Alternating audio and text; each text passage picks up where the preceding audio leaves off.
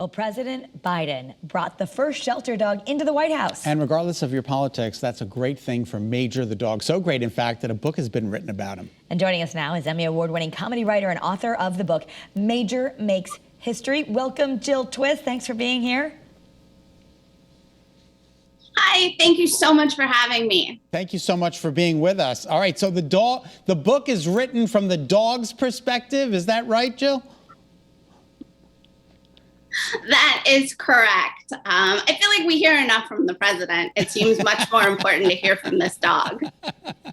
Did you actually get to meet Major and the president? No, not yet. I will say not yet. I am volunteering myself as a dog sitter anytime they need one. But I will say I'm just a children's book author. This is coming as much from my imagination and from all of the stories that we know about Major. Well, that's fantastic. Yeah, well, tell us a little bit. Tell us about his adventure in the book. Sure. Well, Major Biden, as you might know, is the first shelter dog ever to make it to the White House. Major was actually abandoned or brought in as a puppy to the animal shelter. And the guy who's now the president, Joe Biden, walked in and they met each other, and it seems that they got along. And so he took him home for a while, I think, to foster him until Major was old enough to adopt.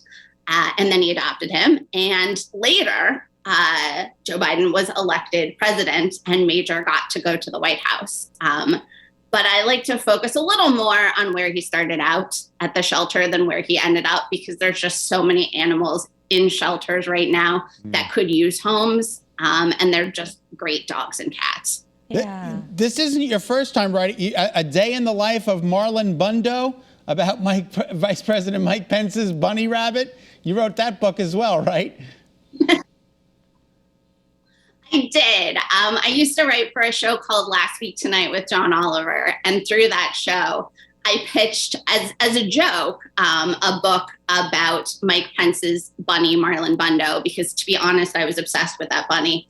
And to my great surprise, they said yes, and we published it. Oh my gosh. That is so fantastic. But so Major also had another dog, right? I mean, the Bidens had another dog, so he had a little friend.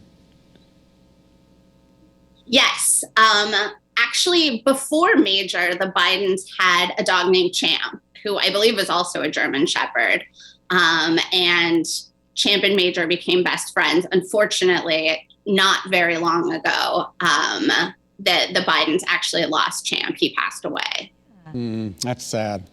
All right, I want to talk a little bit about your career. HBO prepares you for Last Week Tonight with John Oliver and recruiting writers through blind auditions. You send in some samples, and that's how you got the job? I think that's just incredible. Yes, that's often how people get jobs in late night now, I think, which is that you write a sample packet for what you think. In our case, the show didn't exist when I applied. So I was writing a sample of basically what I thought the show should be, what I thought maybe John Oliver would say on television. And they went through all those packets, and I guess they picked their favorites. And then they asked a few of us to write another one. This time it was timed, because they obviously have to figure out not just if you can write, but if you can write quickly. So I wrote another one, and they called me and asked if I wanted to meet John. And then I worked there for the next 6 years. That is amazing. Congratulations. Yeah, amazing.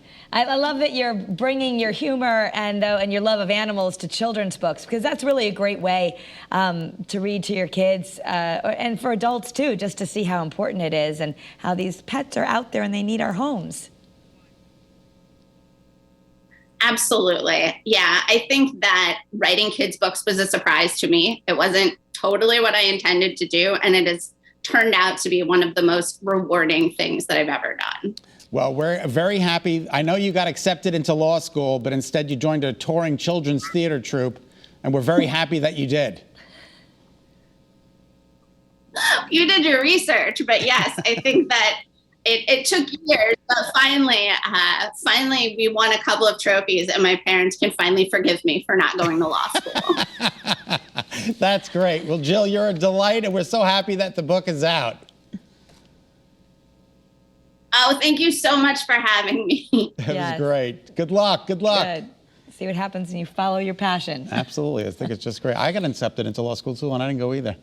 I dropped out of my LSAT prep class because I'm not going right now. I think I'm going to try and get a job in TV. And look what happened.